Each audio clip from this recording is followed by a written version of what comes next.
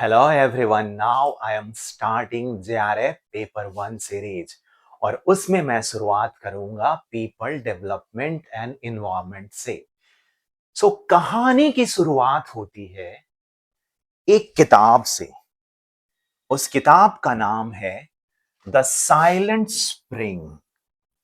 आखिर इस किताब में वो क्या खास बात है जिसने एनवायरनमेंट मूवमेंट को जन्म दिया और आज के दिन में शायद जेंडर के बाद एनवायरनमेंट मोस्ट इंपॉर्टेंट कंसर्न निकल के आया है।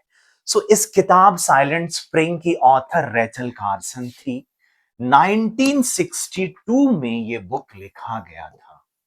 रेचल कार्सन ने ऑब्जर्व किया कि स्प्रिंग जो बहुत ही प्लीजेंट वेदर होता है, बिकॉज उस सीजन में फूल खिलते हैं और साथ में चिड़िया चहचहाते हैं, बिकॉज अंडों से चिड़िया के बच्चे बाहर आते हैं और माहौल बहुत ही प्लीजेंट लाइवली रहता है। बट अराउंड 1962 रैचल कार्सन ने देखा कि स्प्रिंग वाज साइलेंट। तो स्प्रिंग साइलेंट क्यों था? बाद में जब स्टडी किया गया तो ये आया कि वर्ल्ड वार सेकंड के बाद डीडीटी एक पेस्टिसाइड था जिसका बहुत इनडिस्क्रिमिनेट यूज किया गया था एग्रीकल्चर में और ऑल्सो मॉस्किटो कंट्रोल करने के लिए।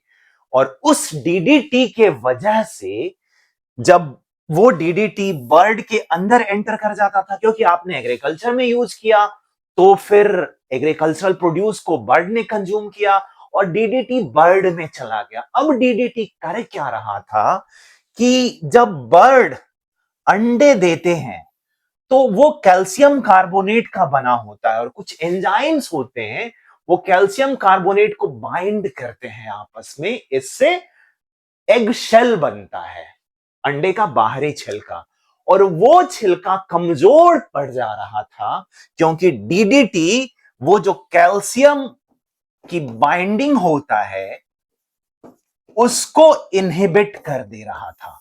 तो इसकी वजह से अंडे बहुत पहले ही टूट जाते थे और अंडे से बच्चे नहीं निकलते थे। जब ये बात लोगों को पता हुआ कि ऐसा कुछ हो रहा है, it created great environmental consciousness. America ने 1970 में इन्वायरमेंटल प्रोटेक्शन एजेंसी बनाया, ईपीए बोलते हैं इसको। और ये ऑफ कोर्स उस टाइम रिचर्ड निक्सन अमेरिका के प्रेसिडेंट थे। और इतना बड़ा एनवायरमेंटल कॉन्शियसनेस क्रिएट हुआ कि डिबेट होने लगे कि क्या हम लोग जो पेस्टिसाइड यूज कर रहे हैं वो ठीक है, किस हद तक सही है। यूज क्यों कर रहे थे? मॉस्किटो कंट्रोल के लिए और एग्रीकल्चर में जो पेस्ट होते हैं उसे कंट्रोल करने के लिए। लेकिन मर कौन रहे थे? चिड़िया। और उसका बहुत सीरियस एनवायरमेंटल कंसर्न देखा गया। तो जब एनवायरमेंटल प्रोटेक्शन एजेंसी 1970s में आया तो इसने एक क्रॉस द ग्लोब लोगों में ये बात आया कि पेस्टिसाइड के यूज को लिमिट करना होगा। जब दुनिया में बात फैला तो एक स्टॉकहोम कॉन्फ्रेंस ऑर्गेनाइज किया गया। 1972 में एक कॉन्फ्रेंस ऑर्गेनाइज किया गया स्टॉकहोम में।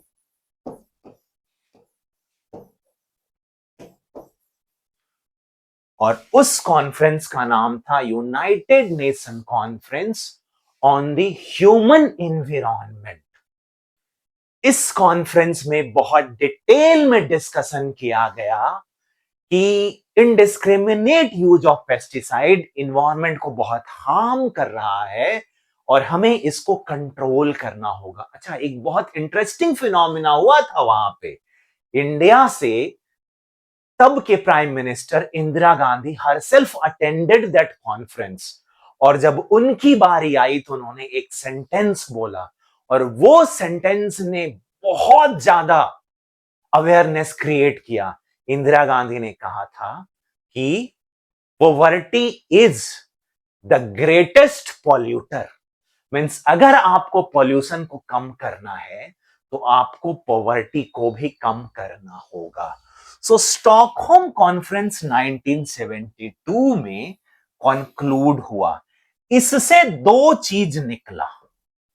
पहला, यूनाइटेड नेशन इन्वायरमेंट प्रोग्राम, और दूसरा, सॉरी ये पहला है और ये दूसरा, वर्ल्ड इन्वायरमेंट डे, राइट। सो यहां पे भी बहुत डिबेट हुआ कि यूनाइटेड नेशंस इन्वायरमेंट प्रोग्राम का हेडक्वार्टर कहां रखा जाए। डेवलप्ड कंट्री चाह रहे थे कि स्विट्जरलैंड के जेनेवा में, या वाशिंगटन डीसी में, या ब्रुसेल्स में आए, जबकि डेवलपिंग कंट्री वाले ये चाह रहे थे कि इसका किसी डेवलपिंग कंट्री में हेडक्वार्टर हो। इंडिया ने भी बहुत कोशिश किया, लेकिन फाइनल कंसेंसस बना कि इसको कीनिया के नायरोबी में रखा जाए। सो यूएनईपी का हेडक्वार्टर कहां है? Kenya. Kenya of course country, and उसकी कैपिटल सिटी नायरोबी में। और उसी साल ये डिसाइड हुआ कि वर्ल्ड इन्वायरमेंटल डे सेलिब्रेट किया जाएगा। सो वर्ल्ड इन्वायरमेंटल डे को याद रखना बहुत आसान है और इंपॉर्टेंट है। पता है क्यों? अनगिनत बार नेट जेआरएफ में पूछा गया, और नेट जेआरएफ में क्यों, जितने भी ये सिविल सर्विसेज एग्जाम होते हैं वहां भी ऑप्शन में रहता है। तो वर्ल्ड इन्वायरमेंट डे आपको याद रखना है 5 जून। और 5 जून को याद रखने का बड़ा सिंपल तरीका है। एक वर्ड होता है ना, लल्लू पंजू, तो पंजू, ऐसे पंजू, पंजू से याद रखना 5 जून, राइट। कभी नहीं भूलोगे गाइस। और इस तरीके का ट्रिक्स मैं हमेशा बताता रहूंगा। एक बात और, इस लेक्चर सीरीज को कंप्लीटली देखना, एक एक चीज इन्वायरमेंट का टिप ऑफ टंग पे आ जाएगा आपके। ऑलराइट। सो इससे पहले कि हम लोग डिटेल में इन्वायरमेंट को समझें, पॉल्यूशन को समझें, इसके बाद ग्लोबल वार्मिंग, क्लाइमेट चेंज, इन सब चीजों को समझें, सबसे पहले कुछ बेसिक चीज को समझना होगा। और वो बेसिक चीज है इको सिस्टम, इकोलॉजी। सो सबसे पहले हम लोग समझेंगे कि ये इकोलॉजी है क्या। तो देखते हैं। अब अगर इकोलॉजी की बात करते हैं तो ecology is study of organism, यानी all living being and their environment.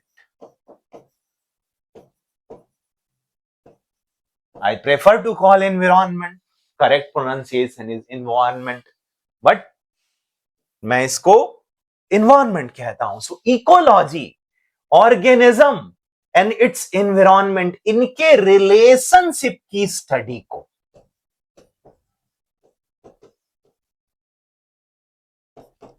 यानी कि एक ऑर्गेनिज्म है और उसका एनवायरनमेंट, उसके बीच में जो रिलेशनशिप है, उसकी स्टडी को इकोलॉजी कहते हैं। इकोलॉजी टर्म को अर्नेस्ट हकेल ने क्वाइन किया था, जर्मन साइंटिस्ट अर्नेस्ट हकेल ने क्वाइन किया था। यह भी कई बार पूछा है, तो आपको याद रखना पड़ेगा। यानी इकोलॉजी क्या है? Study of organism and environment, of course their relationship. So organism को कुछ लोग और से इकोलॉजिस्ट कह सकते हैं कि ये बायोटिक पार्ट है। बायोटिक मतलब लिविंग, जिसमें लाइफ है। सो ऑर्गेनिज्म में क्या क्या हो सकता है? प्लांट हो सकते हैं, एनिमल हो सकता है, फंजाई हो सकते हैं, बैक्टीरिया हो सकता है। ये सारे चीज आ जाते हैं बायोटिक कंपोनेंट में। और इन्वायरमेंट में क्या आ जाएगा? ए बायोटिक कंपोनेंट, जो नॉन लिविंग है, राइट। तो उसमें क्या आ गया?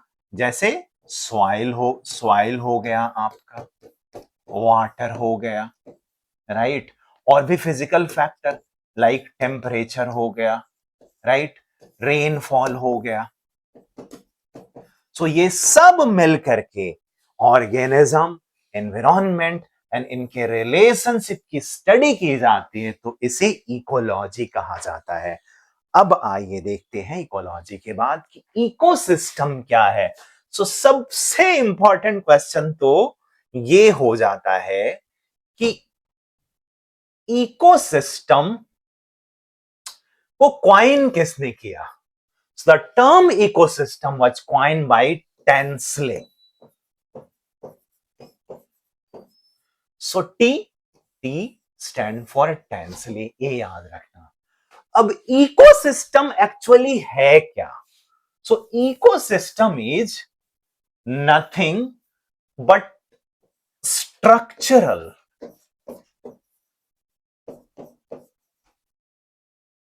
as well as functional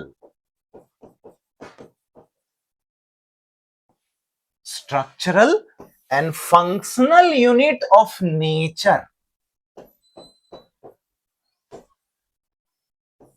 right? Structural में क्या आ जाएगा, फंक्शनल में क्या आ जाएगा। सो स्ट्रक्चरल में हो जाएगा again biotic, right, and abiotic. अभी आपको पता है कि बायोटिक क्या है, बायोटिक क्या है, सेम सेंस है यहां पे भी। बायोटिक मतलब जहां कहीं भी लाइफ है। अब लाइफ कहां कहां है, प्लांट में है, एनिमल में है, फंजाई में है, बैक्टीरिया में है।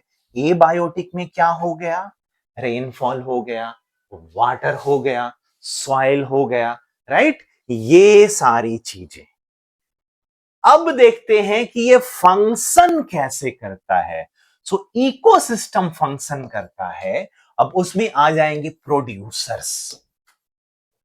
सो प्रोड्यूसर्स कौन हुए, ये आपको डिटेल में समझाया जाएगा। वो जो अपना फूड बनाते हैं। अब बोलोगे सर मेरे घर में भी हम लोग अपना फूड बनाते हैं। नहीं नहीं नहीं नहीं, हम लोग अपना फूड प्रोसेस करते हैं, बनाते नहीं है। बेसिकली वो प्लांट होता है, उसी को प्रोसेस करते हैं। मान लो चावल बना रहे हैं तो वो राइस के पौधे से निकला, उसको हम लोग प्रोसेस कर रहे हैं, लेकिन राइस ने फूड बनाया।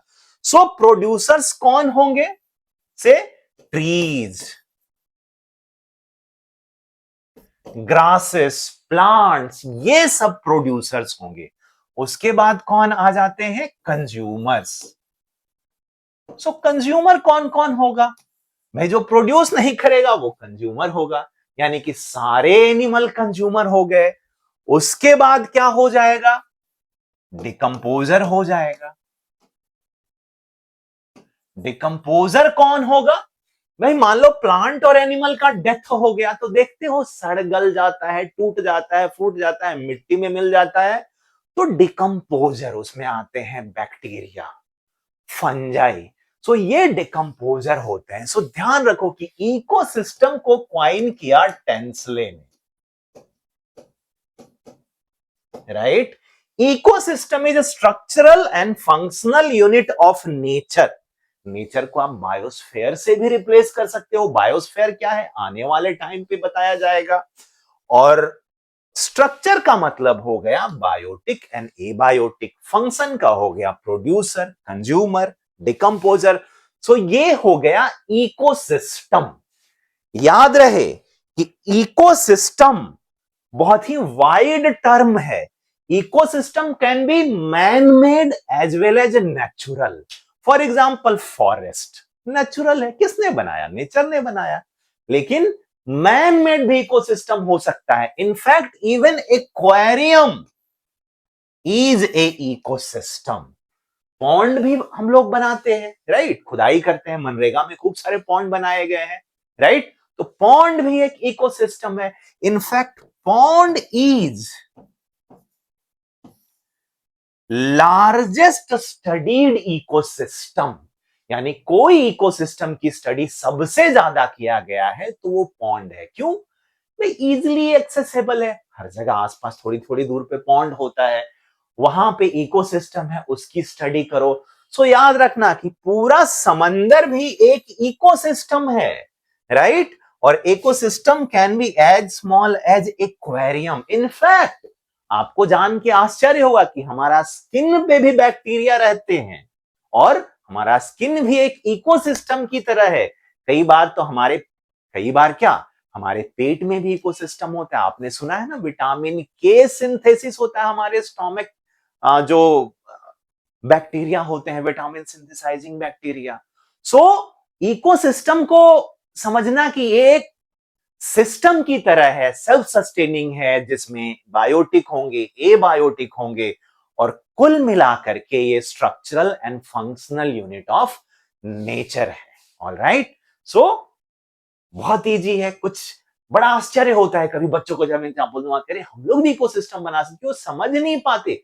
उनको लगता है कि इकोसिस्टम मतलब फॉरेस्ट है, राइट, ओशियंस है, डेजर्ट है। नहीं, आपने एक मग्गा पानी रख दिया तो देखोगे महीने दिन बाद उसमें कीड़े हो जाएंगे, वो भी एक इकोसिस्टम हो गया, राइट। सो इकोसिस्टम में बहुत छोटी चीज से लेके बहुत बड़ी चीजें आ जाता है। सो आपने क्या समझ लिया अभी?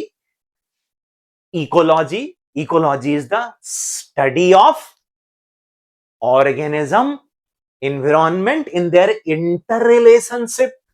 उसके बाद आपने इकोसिस्टम समझा, किसने क्वाइन किया ये देखा। अब आगे देखते हैं कि there are certain very important terminologies. अगर आपको वो टर्मिनोलॉजी नहीं आता है तो आप आगे ढंग से नहीं बढ़ पाएंगे। सो उन टर्मिनोलॉजीज को हम लोग बहुत बेसिक तरीके से, बहुत सिंप्लीफाइड, एकदम हाईली ब्रेक करके कॉम्प्रिहेंड करते हैं। तो देखते हैं कि पहला टर्मिनोलॉजी क्या है। यस, सो इंपॉर्टेंट टर्म्स में हम लोग पढ़ेंगे बायोटिक, एबायोटिक। तो बायोटिक, एबायोटिक तो मैंने बता भी दिया आपको। बायोटिक का मतलब लिविंग, राइट, और abiotic means non living part of environment. एक चीज बताना कि क्या बायोटिक बिना एबायोटिक के सरवाइव कर सकता है क्या? चलो बताओ, से यस और नो। क्या बायोटिक और living component of ecosystem abiotic के बिना सरवाइव कर सकता है क्या? नहीं कर सकता है। अब इसका उल्टा देखो, क्या एबायोटिक बिना बायोटिक के सरवाइव कर सकता है क्या? हाँ, चांद पे चले जाओ, अभी तक तो हमें चांद पे लाइफ नहीं मिला है, बट वहां पे एबायोटिक कंपोनेंट तो है। ये बात और है कि वो एबायोटिक कंपोनेंट लाइफ सपोर्ट करने के लिए सफिशियंट नहीं है। क्यों? क्योंकि वहां पे ऑक्सीजन नहीं है, राइट। और भी चीजें हैं, ओजोन लेयर नहीं है, तो हार्मफुल रेडिएशंस आएंगे, वो किल कर देगा किसको? स्मॉल स्मॉल ऑर्गेनिज्म को। ऑलराइट, सो अब देखते हैं कि हमें टर्मिनोलॉजीज में क्या देखना है। फूड चेन, फूड चेन कुछ इस तरीके से है कि कोई एक ऑर्गेनिज्म है, उसको कोई और खाता है, फिर उसको कोई और खाता है, उसको कोई और खाता है। सो जो सीरीज ऑफ ऑर्गेनिज्म जो एक लीनियर चेन बनाते हैं, in which one is feeding above another, is called food chain. मैं यहां आपको दिखाता हूं कि सबसे पहले ग्रास है। क्यों है मैं बताता हूं। ग्रास को रैबिट ने खाया, ठीक है, रैबिट को फॉक्स ने खाया, फॉक्स को ईगल ने खाया। सो ये एक फूड चेन बन गया, ठीक है। सो याद रखना कि हमारे इकोसिस्टम में एनर्जी का अल्टीमेट सोर्स सन है। सो सन की एनर्जी को कौन ट्रैप करता है? ग्रास और प्लांट्स और ट्रीज। सो सन की एनर्जी को कोई एक ट्रैप कर सकता है और यूटिलाइज कर सकता है, वो है प्लांट। और प्लांट अपना फूड प्रिपेयर करता है सनलाइट के हेल्प से। So only plants can prepare food. That's why plants are called primary producer और प्रोड्यूसर. सो इसको प्रोड्यूसर कह सकते हो और कई लोग इसको प्राइमरी प्रोड्यूसर भी कहते हैं. क्यों, आगे देखेंगे. सो एक चीज देख लेना कि सन जो है वो अल्टीमेट सोर्स ऑफ एनर्जी होता है. कहां? इकोसिस्टम में. फूड चेन कहां ऑपरेट कर रहा है? इकोसिस्टम में. ये बहुत सिंप्लीफाइड वर्जन में दिखाया जा रहा है. सो सन क्या करेगा? लाइट के थ्रू एनर्जी देगा. वो एनर्जी को ग्रासेस ट्रैप करेगा और उस ग्रास को रैबिट खाएगा. देखो, रैबिट प्राइमरी कंज्यूमर है. क्यों? क्योंकि रैबिट हर्बीवोर है. सो जो हर्बीवोर होते हैं ना, उसको प्राइमरी कंज्यूमर कहते हैं. क्यों? क्योंकि वो प्लांट्स या ग्रास को खाता है, प्राइमरी प्रोड्यूसर को खाता है. राइट. सो यहां से एनर्जी का ट्रांसफर हुआ. सबसे पहले सन से ग्रास में आया, ग्रास से रैबिट में आया. अब रैबिट के अलावा ग्रास होपर भी खा सकता है, माइस भी खा सकता है, वो हम देखेंगे. सो हर्बीवोर क्या हुआ? Primary consumer. लेकिन हर्बीवोर एक और चीज कर रहा है कि ये प्लांट मटेरियल को एनिमल बायोमास में कन्वर्ट कर रहा है. यानी प्लांट का जो बायोमास था उसको एनिमल बायोमास में कन्वर्ट किया. इसीलिए हर्बीवोर को सेकेंडरी प्रोड्यूसर भी कहते हैं. याद रखना कि ये जो ग्रास, ट्री या प्लांट है ये प्राइमरी प्रोड्यूसर है, बट हर्बीवोर्स हैं वो सेकेंडरी प्रोड्यूसर हैं और प्राइमरी कंज्यूमर हैं. क्योंकि ग्रास को फॉक्स नहीं खा सकता था. राइट. तो ये जो कार्निवोर होते हैं वो डिपेंड होते हैं हर्बीवोर पे. राइट. क्योंकि डायरेक्ट वो कंज्यूम नहीं कर सकते. सो अगर ये रैबिट नहीं है तो fox will starve to death. आप कह सकते हो कि फॉक्स सिर्फ रैबिट को नहीं और भी चीजों को खाता है, बट वो घास नहीं खाता, प्लांट नहीं खाता. तो ये इसी तरीके से ऑपरेट करता है और इसी series of organism feeding above another is called food chain. यहां पे जो एनर्जी का फ्लो होगा वो लीनियर होगा और 10% एनर्जी ट्रांसफर रूल ऑपरेट होता है. लिंडेमान ने दिया था कि यहां पे ग्रास में अगर 1000 जूल एनर्जी है तो रैबिट में वो सिर्फ 100 जूल बच जाएगा. और रैबिट को खाएगा फॉक्स तो उसमें 10 जूल बच जाएगा. और फॉक्स को खाएगा ईगल तो उसमें 1 जूल बच जाएगा. बाकी के जो ये 90% हैं वो एक तो रेस्पिरेशन में खत्म हो जाते हैं. हम लोग रेस्पायर करते हैं तो आप नाक के सामने रखना, देखो गर्म हवा आती है, वो कहां से आती है? ग्लूकोज बर्न होता है. दूसरा तो एक तो रेस्पिरेशन में 90% लॉस हो जाता है और साथ साथ आवर बॉडी के ग्रोथ में. हम लोग जो खा रहे हैं तो हमारी बॉडी ग्रो करता है, हमारी बॉडी को मेंटेनेंस में बायोमास की जरूरत होता है. So that is called 10% rule. So 90% को वही कंज्यूम कर जाएगा, 10% only will transfer to next group. और याद रखना कि ये 10% ग्रास के बाद ऑपरेट करेगा.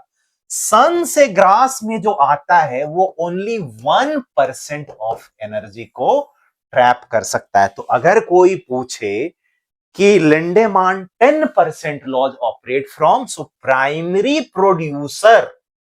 राइट. ऐसा नहीं है कि ये सन से जब ग्रास को आएगा तो 10% एनर्जी लेगा, नहीं, सिर्फ 1% सन की एनर्जी को वो यूटिलाइज कर पाता है. उसके बाद फिर ये 10% ऑपरेट होगा. लेकिन याद रखना कि नेचर में ये चीजें इतना सीधा नहीं होता. फॉर एग्जाम्पल, रैबिट सिर्फ ग्रास ही नहीं खाता है, रैबिट सीड्स भी खाता है. ओके. और ग्रास को सिर्फ रैबिट ही नहीं खाता, ग्रास ऊपर भी खाता है ना. ग्रास हूपर, इवन माइस भी खाता है, अदर हर्बीवोर हुए जैसे गोट्स हो गए। तो ये एक सिंपल स्कीमा लिया गया था समझाने के लिए। In reality it is the food web that exist. वो होता है ना, पहले सिंपल टर्म को समझते हैं, फिर कॉम्प्लेक्स टर्म को समझते हैं। So food chain only explain how food waves operate. In reality, it food wave that exist. आप देखो ना, जैसे प्रोड्यूसर्स है, इसको ऑटोट्रॉफ भी कहेंगे। क्यों? क्योंकि अपना फूड प्रिपेयर करते हैं, ये प्राइमरी प्रोड्यूसर है। ठीक है, तो प्राइमरी प्रोड्यूसर में ग्रास भी होगा, प्लांट्स भी होगा, फ्लावर्स भी होंगे, बेरीज, फ्रूट, सब कुछ होंगे। अब फिर आया प्राइमरी कंज्यूमर, यानी प्राइमरी कंज्यूमर मतलब कौन? हर्बीवोर। ये बहुत इंपॉर्टेंट है, क्योंकि हर्बीवोर कनेक्ट करता है ऑटोट्रॉफ और प्रोड्यूसर को next stage, that is carnivores से। इसके बिना, प्राइमरी कंज्यूमर के बिना कार्निवोर सरवाइव ही नहीं कर पाएगा। वो कहते हैं ना कि अगर जंगल से डियर्स खत्म हो जाएं तो टाइगर अल्टीमेटली उसका पॉपुलेशन ड्विंडल कर जाता है, बिकॉज फूड नहीं मिलेगा, राइट? सो ये ग्रास हूपर हो गया, कैटरपिलर होगा, स्नेल हो गया, माउस हो गया, और भी डाल सकते हो, रैबिट। रैबिट को कैसे बोल सकते हैं? रैबिट। सो ये सब हर्बीवोर हैं। अब ध्यान रखना कि ग्रास ऊपर को बर्ड भी खा जाएगा, बर्ड कैटरपिलर को भी खा जाएगा, बर्ड स्नेल को भी खा सकता है। कुछ बड़े बर्ड होते हैं, वो माउस, रैबिट सब को खा जाते हैं। और याद रखना कि ये ग्रास हूपर को फ्रॉग भी खाएगा, कैटरपिलर को भी फ्रॉग खा सकता है, लीजर्ड, बड़ी कई तरीके के लीजर्ड होते हैं, जैसे कमोडो ड्रैगन बहुत बड़ा लीजर्ड होता है, तो वो माउस को भी खा सकता है, स्नेल को भी खा सकता है। और ये सेकेंडरी कंज्यूमर और कार्निवोर्स हुए, राइट? ये डिपेंड करेंगे प्राइमरी कंज्यूमर पे। और इसको प्राइमरी कंज्यूमर को और क्या कह सकते हैं? Secondary producer. Secondary producer. Primary producer कौन है? ऑटोट्रॉफ और प्लांट्स, राइट? इसके बाद क्या आया? टर्सरी कंज्यूमर आएगा, जैसे हॉक। हॉक बर्ड को भी खा लेगा, फ्रॉग को भी खा सकता है, हॉक हो सकता है कि स्नेल को भी खा ले, ऑलराइट? वैसे ही स्नेक लिजर्ड को भी खा सकता है, फ्रॉग को भी खा सकता है, बर्ड को भी खा सकता है। तो आप देख रहे हो कि एक कॉम्प्लेक्स चेन बन रहा है, in which one organism is dependent upon many other organism. इससे क्या हो रहा है कि अगर कोई एक ऑर्गेनिज्म नहीं रहेगा, मान लो ग्रास ऊपर नहीं है, तो फ्रॉग भूखा नहीं मरेगा, राइट? ये बर्ड है, अगर ग्रास ऊपर नहीं है, कैटरपिलर नहीं है, तो स्नेल को खा लेगा, माउस को खा लेगा। मान लो हॉक है, राइट? फ्रॉग नहीं है, तो हॉक लिजर्ड को खा सकता है, छोटे छोटे बर्ड को खा सकता है। तो ये एक कॉम्प्लेक्स चेन बन रहा है। ये चेन जितना कॉम्प्लेक्स होगा, इकोसिस्टम उतना ही स्टेबल होगा। Means more complex food web, more stable ecosystem is. वो रेजिलियंट होगा, वो स्टेबल होगा, उसमें थोड़े बहुत चेंज आएंगे तो भी सरवाइव कर जाएगा। इसीलिए आप देखते होंगे कि सिस्टम को कॉम्प्लेक्स करने के लिए घर में भी जो एक्वेरियम होता है, उसमें प्लांट भी डाल देते हैं, उसमें डिफरेंट तरह के से एक्वेटिक ऑर्गेनिज्म डालते हैं, सिर्फ फिश नहीं डालते, कुछ लोग टर्टल डाल देते हैं। फिर भी वो इतना सिंपल होता है कि अगर आप फूड बाहर से ना दो तो सरवाइव नहीं कर पाता है। बट जंगल में इतनी डाइवर्सिटी है कि जंगल अपने आप सरवाइव कर रहा है, उसको किसी के हेल्प की जरूरत नहीं है। क्यों? वहां पे कॉम्प्लेक्स फूड वेव एग्जिस्ट करता है। एक चीज और है कि जो ये एक लेबल हुआ ना, let me delete everything, then I will explain one more concept. That concept is called trophic level.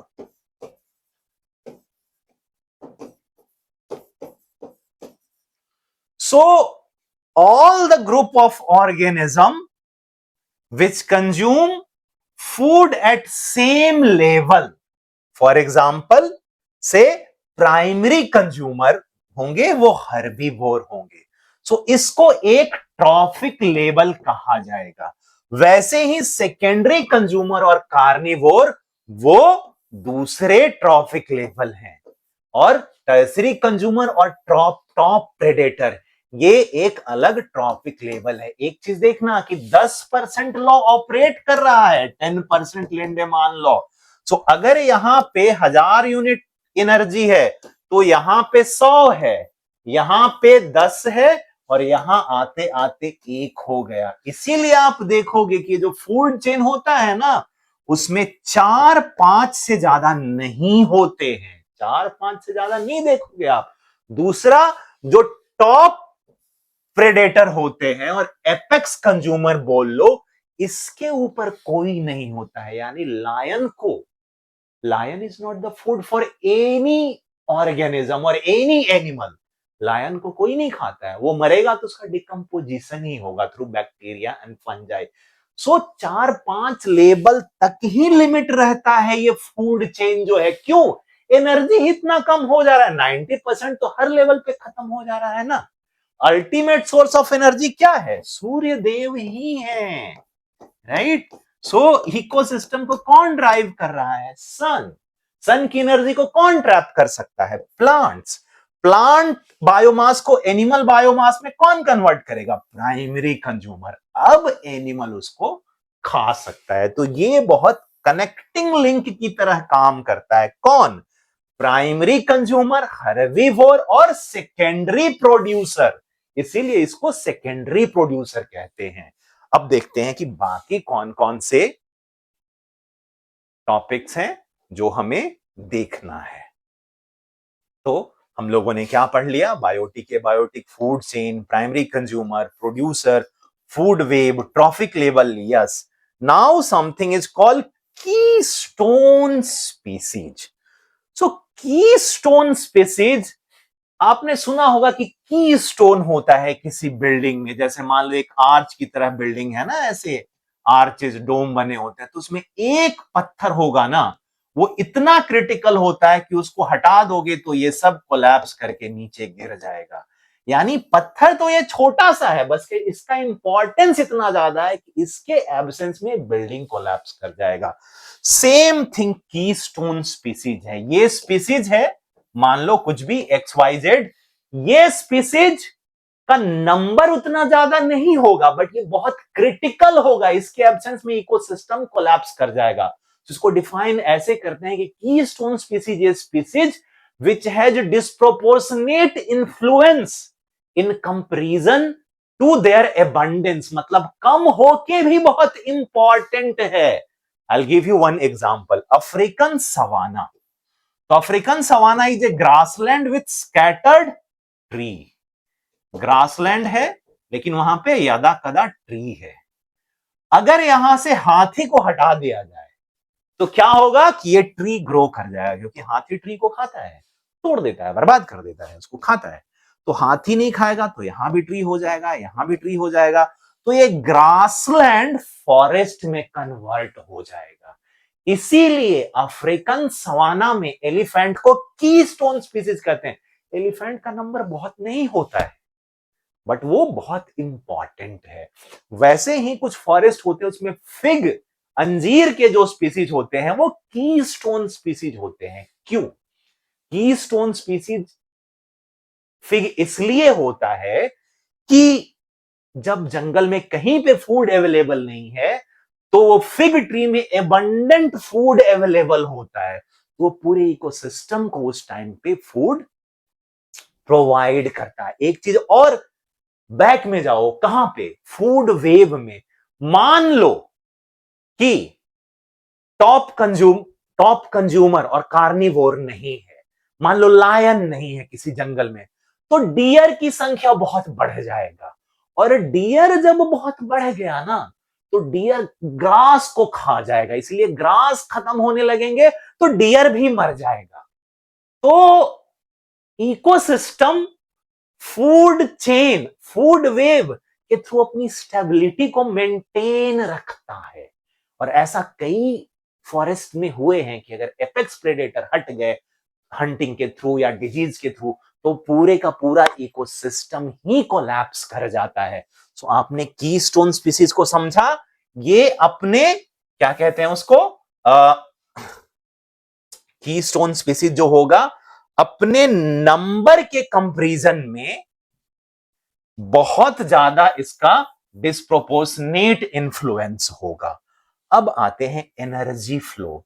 हम लोगों ने देखा कि सन से एनर्जी आता है, और कौन एनर्जी को ट्रैप कर पाता है, यूटिलाइज कर पाता है? Only plant. प्लांट से क्या होगा? Primary consumer that is herbivore, फिर secondary consumer right that is carnivore. इस तरीके से जाता है। सो एनर्जी फ्लो है ना, वो यूनिडायरेक्शनल होता है।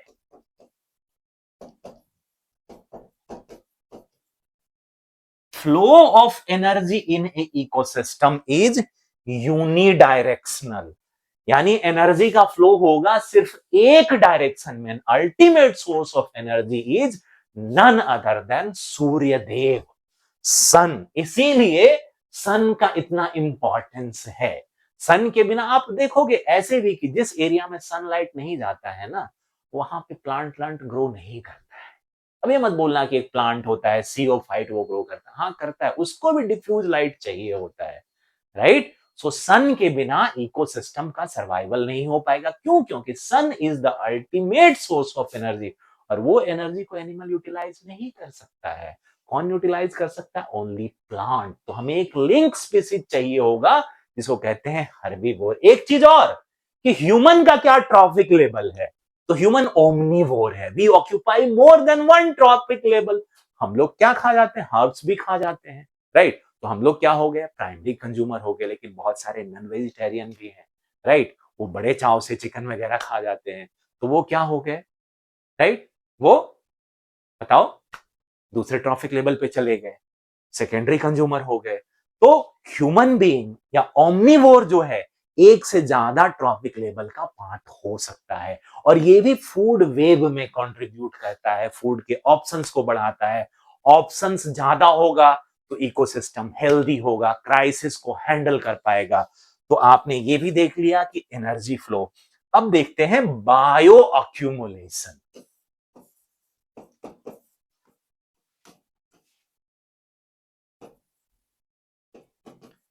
आपने मीना माटा डिजीज सुना होगा। मीना माटा डिजीज बंगाल, बंगाल बोल रहा हूं, जापान में हुआ था। अभी इलेक्शन हुआ है ना बंगाल का, राइट।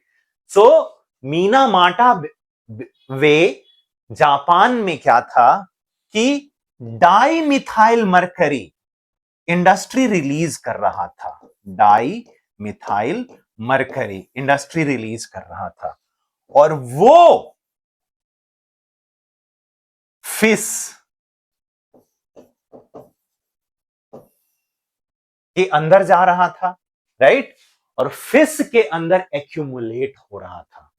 तो कोई भी पॉल्यूटेंट और undesirable thing can get accumulated.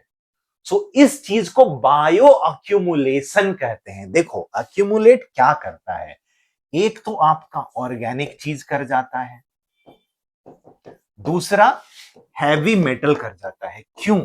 ये ऑर्गेनिक चीज या हैवी मेटल फैट में डिसॉल्व कर जाता है, और फैट हमारे बॉडी में स्टोर हो जाता है।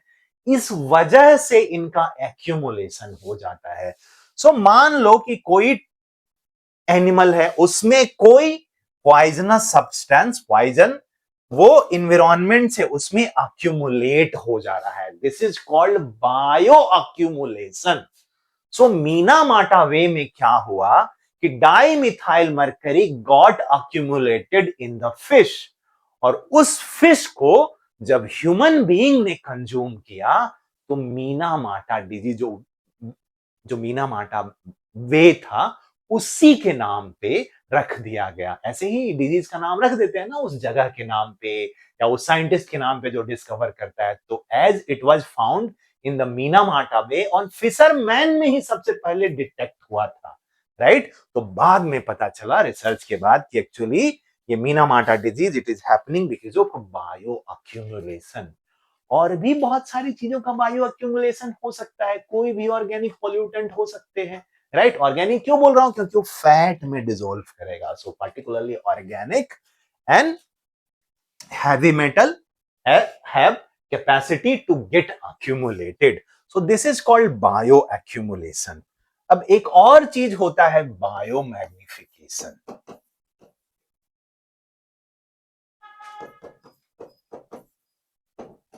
मैग्निफिकेशन, मैग्नीफाइंग ग्लास ऐसे देखते थे ना, तो उससे क्या, सब अगर इतना बड़ा ए है तो यहां पे बड़ा सा दिखता था, तो यही है कुछ बायोमैग्निफिकेशन।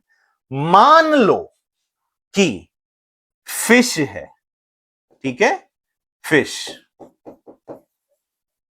उसमें कोई पॉइजन अक्यूमुलेट हुआ जो 0.001 ppm है। ppm मतलब पार्ट पर मिलियन, ये सब आएगा आगे। अब फिश को क्या खाया, सीगल, तो ये इसका कंसंट्रेशन यहां पे इंक्रीज हो जाएगा। ये इतना ही नहीं रहेगा, 0.001 सी गल के लेवल पे हो जाएगा 0.01। सोचो कि ये 10 टाइम बढ़ गया। अब सी गल को मान लो कि कोई प्रेडेटर है वो खाता है, तो उस प्रेडेटर के अंदर ये 0.1 हो जाएगा। सो देख रहे हो कि सक्सेसिव ट्रॉपिक लेवल में जो सब्सटेंस है, पॉइजनस सब्सटेंस, उसका इंक्रीज हो जा रहा है। सो कोई भी pollutant gate increase in successive trophic level, that is called bio accumulation. तो मान लो कोई फिश को खा रहा है तो उसको उतना नुकसान नहीं होगा, लेकिन कोई अगर सी गल को खाया तो वो हो सकता है कि उसको डिजीज हो जाए। क्यों, इसमें कंसंट्रेशन ज्यादा है। और आपको पता है कि फूड चेन है वो 4-5 लेवल तक ऑपरेट करता है, 5 लेवल तक। तो उसमें पहला तो प्लांट हो गया।